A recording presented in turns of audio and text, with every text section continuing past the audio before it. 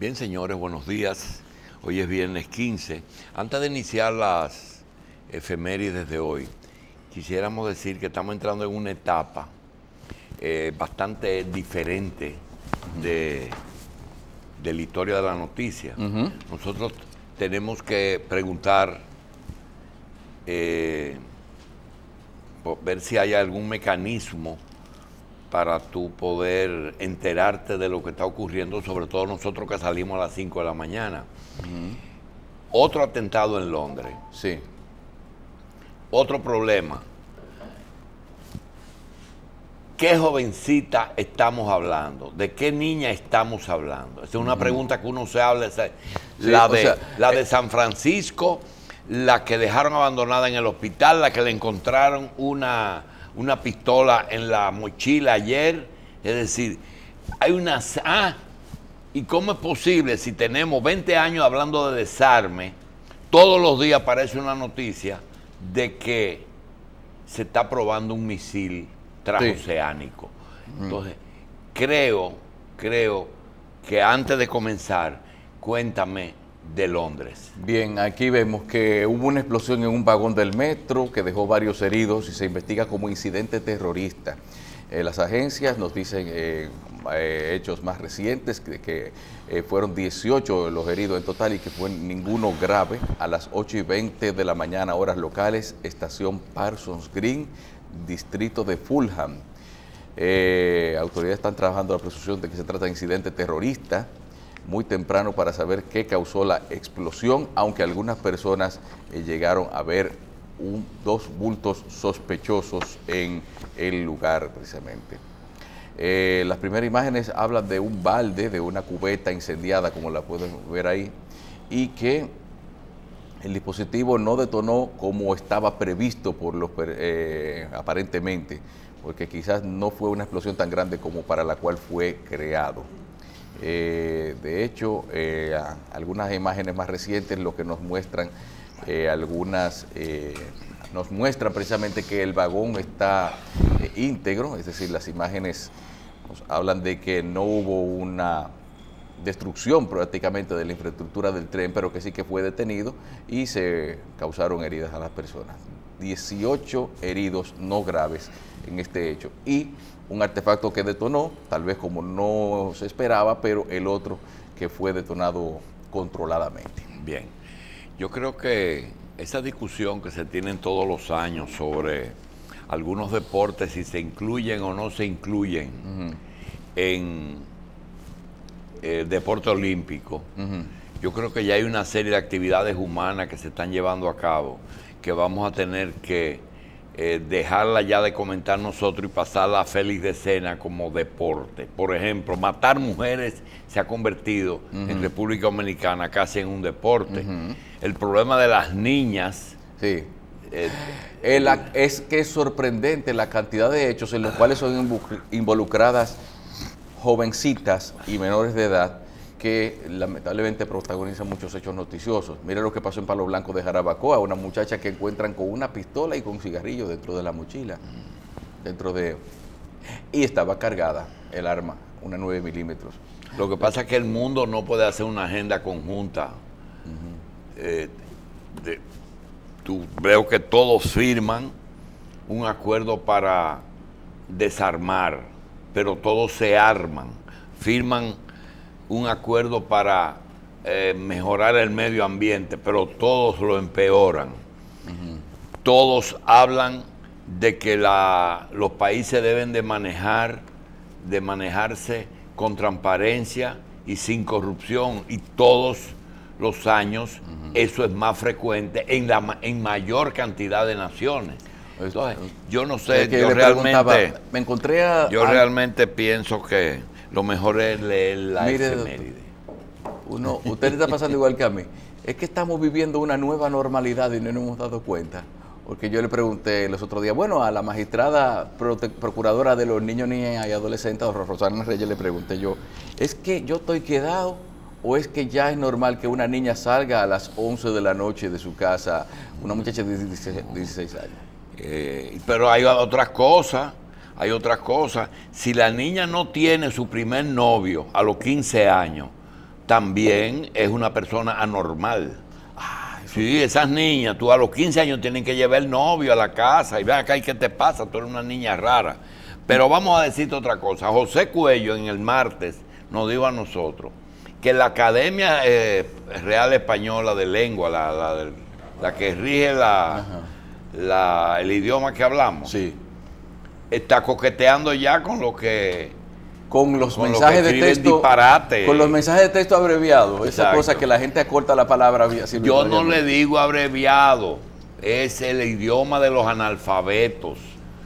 Es el idioma de los analfabetos. Lo que pasa es que después, no, eso es abreviado. Ningún abreviado. Tú le dices, escríbemelo bien, y no te lo saben escribir. No te lo saben escribir. Ese es el idioma de los analfabetos. Pero se va a imponer, olvídate. Y después vamos a decir, caramba, pero qué sincerización de la lengua. Viernes 15 de septiembre del 2017, cuarto menguante, Nuestra Señora de los Dolores. Dolores, hombre, no llores, hombre. Día de la Independencia en las 5 naciones que conforman Centroamérica: Costa Rica, Salvador, Guatemala, Honduras y Nicaragua. Panamá es la única que obtuvo su independencia de Colombia. Día de la Paz, Día del Linfoma. Linfoma, cáncer de la linfa. Es un cáncer líquido.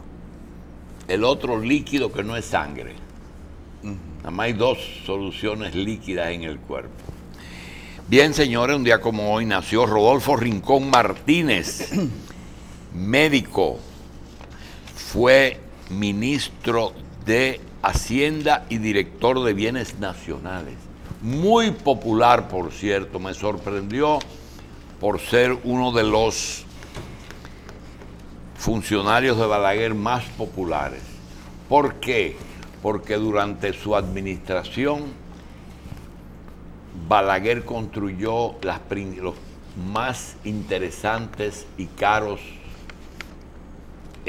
proyectos habitacionales. Ajá. Y mucha gente que vivía criticando, escribiendo en el Nacional y hablando en Radio Mil, informando, sí, y en cosas de esas, criticaban todo el día, pero iban a Bienes Nacionales y obtenían sus viviendas, sus apartamentos, con Rodolfo Rincón. Rincón no era... Que por cierto, hay que hacerle ver que eso no era propiedad ni de Balaguer ni de Rodolfo Rincón. No, eso era del Estado. Doctor, ese no era el médico que tenía la oportunidad de conversar mucho con el doctor Balaguer porque le sobaba una pierna con un aneurisma. No, a Balaguer nadie le soba nada, pero él no se dejaba poner la mano. O no le gustaba que le tocaran. Pero hay un grupo de médicos que eran Rodolfo, el doctor Bello, el doctor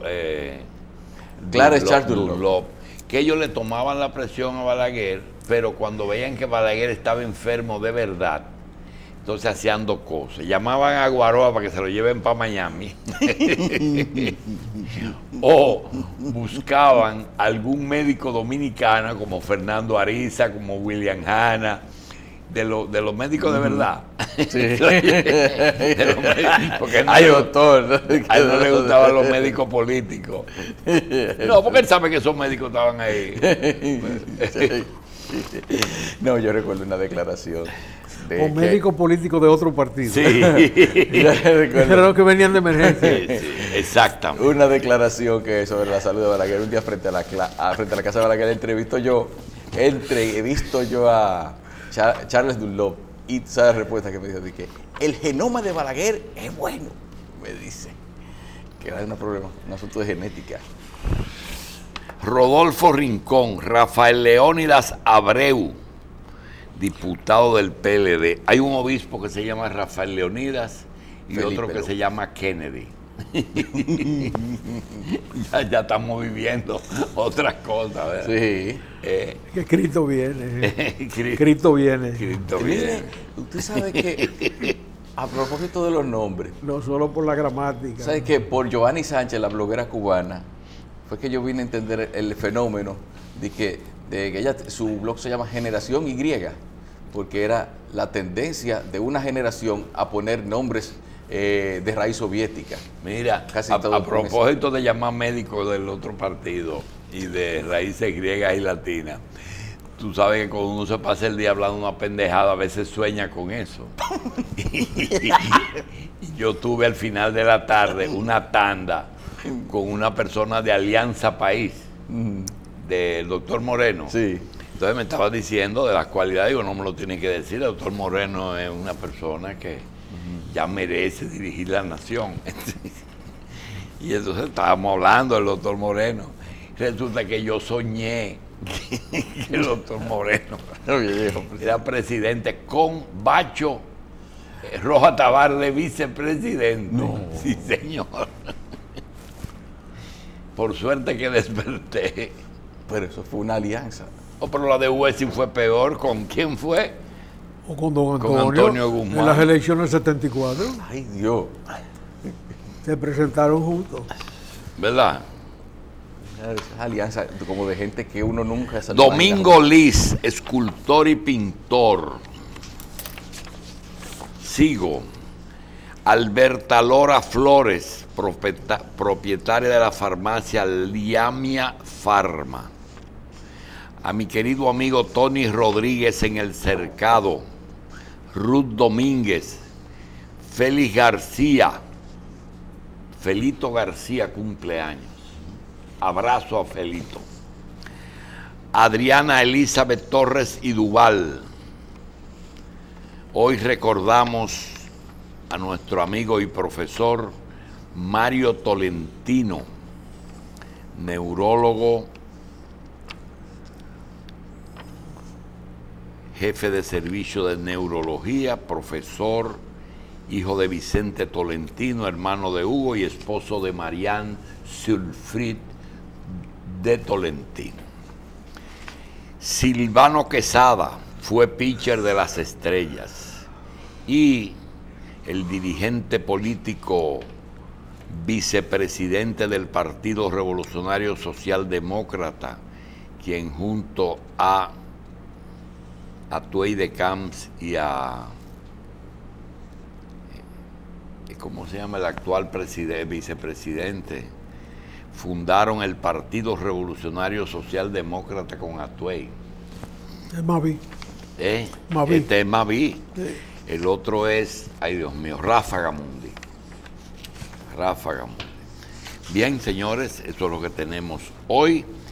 Vamos a decir, a retomar, José, la información inicial de que otro atentado en un vagón de un tren de Londres. En Londres tenemos 3 hijos, ¿verdad? Sí. Rápidamente, tenemos 3 varones allá, uno dirigiendo la diplomacia y 2 estudiando. Vamos a decir también que ayer en un poblado de Constanza o de Jarabacoa, a una niña se le encontró una pistola en su mochila con balas, cigarrillos y fósforos. ¿Qué os parece, Mario Álvarez Dugan? Ese era un pleitecito que tenía en el curso. Mire, llevó la pistola del papá. Y se cogió el arma del papá. Yo te voy a explicar ahorita. Sí. Sí. Mira ahí. Y menos mal que le encontraron en la mochila. Por Cairo Álvarez. No, después que la disparó. Jarabacoa, la mañana de este jueves 14 de septiembre, ¿A quién tú fue ibas a sorprendida matar? una menor de edad en una escuela del sector de Palo. ¿Ese era el arma? Sí, esa es. Pero Eso el fue tolete de arma Bueno. con su peine. Y tenía un tiro en la recámara, según dice la información también. Toda una adulta fuma y dispara. Pero es lo que yo estaba preguntando a alguien en estos días. Oye, pero ya que hay legalmente los hijos los padres son responsables por los hijos hasta cierta edad, entonces, ¿no son también responsables o punibles por descuidarlos hasta el punto de que ellos lleguen a delinquir? Mira, hay una carta, creo que fue en Portugal que le hicieron, de los profesores a los padres, trazando y explicándole a los padres que ellos enseñan ciencias. Se le detalla las cosas que los muchachos deben aprender en su casa. Y ahí está eso que tú estás hablando. No, pero la cosa empieza por la pertinencia del arma. ¿Para qué ese señor tenía un arma en su casa? El que tiene que tener un arma en su casa no debe estar en su casa. Porque si lo van a matar, lo van a matar. Eso no te quepa la menor duda. Si lo mandan a matar, lo van a matar. De manera que usted, si tiene que tener un arma en su casa, no debe estar en su casa. Por ahí empieza el asunto. Pero espérate. Nosotros no tratamos temas personales. Porque pone en peligro toda la familia. José, desde antes de matar a Trujillo, José Israel Cuello vivió adoptó posiciones en contra del régimen y del sistema hasta los años 70 y pico. Es decir, que puedo decir que casi 20 años de tu vida la pasaste en la clandestinidad relativa. ¿Tú nunca tuviste un arma en tu casa? Nunca. ¿Ni siendo dirigente del PCD? Nunca. Dime, William. Pero la situación también, hay que pensar qué es lo que lleva a una persona a armarse. En algunos casos es un sentido de sentirse asegurado, es decir, de sentir, pero realmente ahora mismo con la delincuencia como está, el que posee un arma, el que tiene propiedad de un arma de fuego, lo que se convierte en un objetivo, porque son las personas, los delincuentes, los primeros. La primera tarea, la gente no se puede encontrar. Óyeme, la primera tarea del delincuente es buscarse su arma. Señores, no se puede apagar el teléfono. No se puede apagar el teléfono. Esa niña salió con un hombre y fue a un motel y se acostó con el hombre.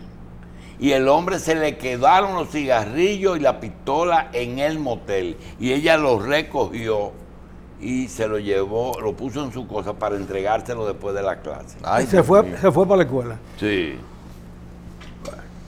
Eso es más grande. Pero eso es más grande. El papá no, y lo dijo el papá, que él averiguó que no tenía nada que ver con esa pistola. Pero entonces, ¿cómo es que se le encuentran en una requisa? ¿Y qué sé yo? Esos son de las cosas. ¿Y qué sé yo? Que la vieron, que supuestamente la vieron fumando. Después. No, ella hacía de todo, no de fumar, no de todo. Bueno, señores, decíamos José. Pero ese hombre sí era poco gentil. Que ahora hay que decir, que la dejó en el motel con la pistola y los cigarrillos. Oye, la dejó. Y se fue. Se fue, la dejó. Hay que ver en el estado que ese hombre salió de ahí, que se le olvidó todo. Lo que pasa es. No es que tenía que llegar temprano a la casa. Eso fue. No, señores. Hay que hablar con alguien más que no está allá afuera. Lo que pasa es que la mecánica del motel en los pueblos es diferente. ¿Cómo es? Es verdad, eso como que yo no lo entiendo. En un sitio que se conoce todo, en un sitio donde todo el mundo se conoce. La mecánica de los moteles en los pueblos es diferente. ¿Cómo es? Y mientras más pequeño, yo no sé cómo es, pero es diferente. No es de que, mira como lo que está diciendo José, la dejó el tipo, a ver si se fue adelante. Es que también... Y vete tú para tu escuela. Mire, doctor, hay pueblos tan pequeños que yo no me explico cómo tienen un motel, porque todo el mundo se conoce y lo que más fácil le va a saber es que ahí vi entrando el carro de fulano con quien andaba. Así. Bueno, porque a lo mejor es para atrás, van a pueblos diferentes. Exacto. Bien, señores, la pregunta es que te dice, ¿tú viste el problema de la muchachita? Ahora tú tienes que decir si es hoy, ¿de cuál muchachita? ¿De la de San Francisco? ¿De la de Cotuí? ¿De la de Jaina? ¿De la de Constanza o Jarabacoa? ¿De la del Marcelino Vélez? ¿De la de Arias Lora? ¿La de la pistola? Es decir, tenemos un problema de salud. ¿Cómo se llama cuando hay un problema de salud? Una epidemia. Hay una epidemia de hecho protagonizado por niñas. De esa edad, de niñas que nos parece que lo que estábamos hablando con el diputado ayer, de que quieren bajar la edad de 18 a 16, porque las niñas de 16 ya tienen información que sobrepasa las expectativas de lo que uno puede pensar, y que te da cuenta de que una niña que tenía una pistola, que uno lo que ve, va niña, ¿quién tú viniste? Tú le quitas, tú cogiste la pistola, ¿qué pensamos nosotros? Que ella cogió la pistola del papá y fue a darle 2 tiros a una muchachita con la que peleó ayer. No, esa muchachita estaba acostándose con un hombre que se le quedó la pistola en un motel.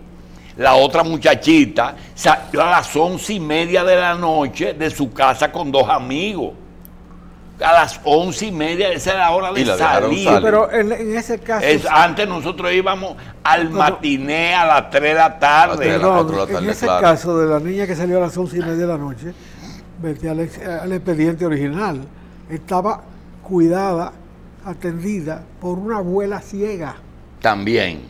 O sea, la mamá de ella dejó de ser madre. ¿Por qué? No sé, tal vez la mataron, tal vez se fue para Nueva York, lo que sea. El hecho era que vivía con una abuela ciega y muy anciana. De manera que ahí no había hogar. Y la otra es que es feo decirlo porque hay mucha gente que tiene cuidado de sus niñas y atienden sus niñas, pero a otras tienen que saber lo que estábamos hablando con el diputado que está estudiando el tema de las edades, de los retiros, de los viejos y de los en mayoría de edad en los jóvenes, de que aquí hay niñas que han visto más genitales masculinos que un urólogo y no han cumplido los 15 años. Eso es lo que está pasando aquí. No, y además, no trasciende mucho, pero en los hospitales públicos se reciben muchos casos de muchachas lo asombroso por la cantidad de casos de muchachas con infecciones de transmisión sexual que se atienden. Ya uno puede tener una idea de cómo está ese segmento poblacional. Durante mucho tiempo se habló de la paternidad irresponsable como un drama grande en el país. Eso se ha extendido, ahora es la maternidad irresponsable. Porque en ese mismo tiempo la madre era el palo mayor de la casa, porque el padre ya era un irresponsable. Pero es que ahora se va la madre para afuera y deja a los muchachos en banda aquí. Bueno. Normalmente con una abuela, ni siquiera con el padre. Venga, y las hijas del fiscal, ya eso no se menciona. Tú estás loco, el fiscal es hijo de las muchachas. Así es la... Bueno. Señores, hay 3 cosas que tenemos que resaltar. Una es el tema de el señor Donald Trump. Aquí va a ayudar a los que tienen problemas en uno de los pueblos estos, pero es interesante que él tiene un guineo en la mano y lo está mostrando. No sabemos cuál fue. Un guineo de los Montecristi, de lo que venían enyesados. No, es interesante, justamente, ponle aquí a la caja el cosa, Chiquita Banana, una propaganda de Chiquita Banana repartiendo los guineos en Maple, Florida, el presidente americano. Interesante. La otra es los guineos o los regalos se dañan, ¿eh? La otra es genial. La otra es que el presidente Danilo Medina, desde que llegó al poder, hace su visita sorpresa. Y una de las cosas que hace es fomentar la crianza de conejos. Porque el conejo es lo que más se parece al pollo y el conejo se da solo, se reproduce rápido. No, y además tiene una capacidad de reproducción, tiene el problema del aprovechamiento de la piel, tiene muchísimas ventajas, pero resulta que los venezolanos ayer, para contrarrestar el desabastecimiento, han fomentado la crianza de conejos y aparece un ministro ahí que dice, oigan bien, esa no es una mascota. El conejo esto no es para una comérselo. mascota. Lo están adoptando. Y una señora le ha puesto a su coneja Lola. ¿Quién se va a comer a Lola? No, es un problema. Es imposible. ¿Quién fue que dijo García Márquez que no le ponga el nombre? No, García Márquez había dicho que no se le debe poner nombre de personas a los animales, mucho menos a los que son de granja, porque después da mucha brega matarlo. Comerse a Ramón, ¿verdad? ¿Cómo no? ¿Cómo se van a comer a Ramón? A Bueno, Lola. si usted tiene un cerdo que le llama Ramón o Antonio. Como decía Balaguer, sin nombre, que le llevaron una tortuguita y dijo, no, que se mueran después, y uno se pone triste. Uno sufre. Cuando uno comienza a cogerle cariño, se le mueren a uno. ¿Cómo va a ser? Señores, y la otra es que En Cuba han pasado por la crianza de puerco en un apartamento. ¿Qué? Pregúntale a Víctor Grimaldi. Eso fue aquí. Óyeme una cosa. Víctor, Yo me rompía. Yo le resolví ese problema a Víctor, pero él no agradece. Yo me rompí. Cuando dije que esa muchacha no tenía que reclamar porque ella mataba 10.000 puercos semanales. Porque ella tenía una carnicería de puercos. Ya tenía una carnicería. Y él le mató uno. Pero Víctor no agradece. Mira una cosa. No tiene sentido el humor. Ninguno. No, pero ahora dicen dicen los muchachos aquí que en Venezuela los gastos están en alerta porque ya Mira una cosa.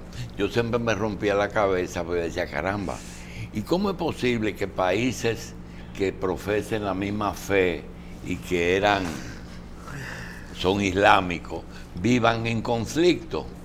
Entonces me decían, no, es que son sunitas y chiitas.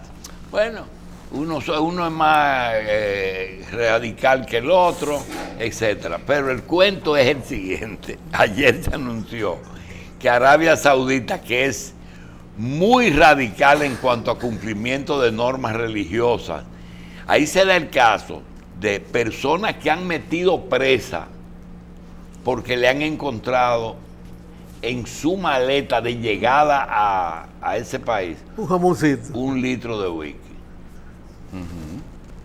Yo pensé que era un jamoncito. Sí, no, 1 litro de whisky por la carne de puerco más. Pues ayer se anunció que hay una apertura entre Irak y Arabia Saudita. No.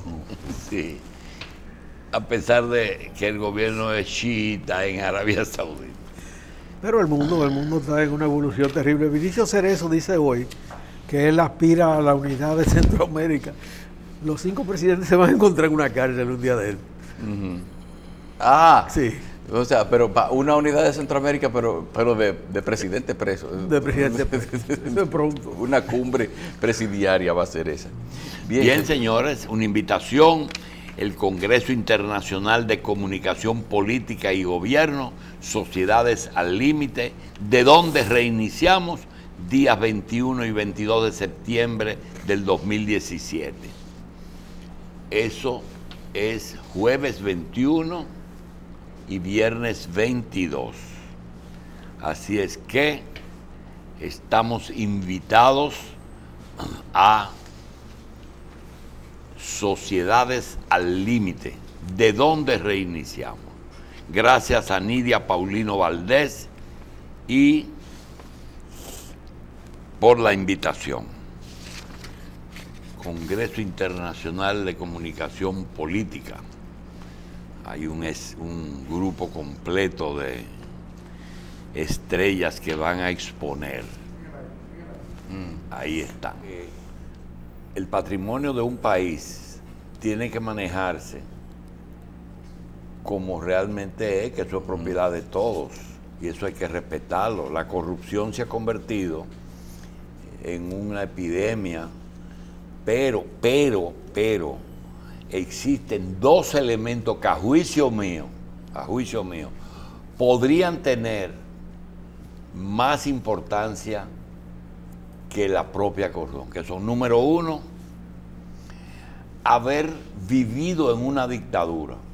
Cualquier libro que aparezca por ahí, que posiblemente ya tengo alrededor de 350 o 400 contados ahí en mi casa, porque los compro, sobre Trujillo, Nadie que no haya vivido ese tiempo puede entender la mecánica de una dictadura. Y lo otro es la paz. Había que vivir ese 65 en la República Dominicana. No importa que usted estuviera en Ciudad Nueva, en Montecristi o en Gascue. El problema de un país en guerra y dividido, eso no tiene precio. Ayer se hizo un esfuerzo, o cerró una primera ronda del diálogo para buscar la paz en Venezuela, que decíamos nosotros que no estábamos muy entusiasmados, porque cuando las partes están tan divididas, tan lejos una de otra, ¿en cuánto me vendes eso? En 1,000 pesos. ¿Cuánto tú me das? 900, podemos hablar. Pero cuando te dice, te doy 100 por una cosa que el otro está pidiendo 1,000, no hay posibilidad de seguir. Y Felipe González ayer dice que él no está que él está totalmente convencido de que el diálogo no va a fructificar. ¿Qué tú crees? No va a fructificar porque las fuerzas de oposición no han cuajado.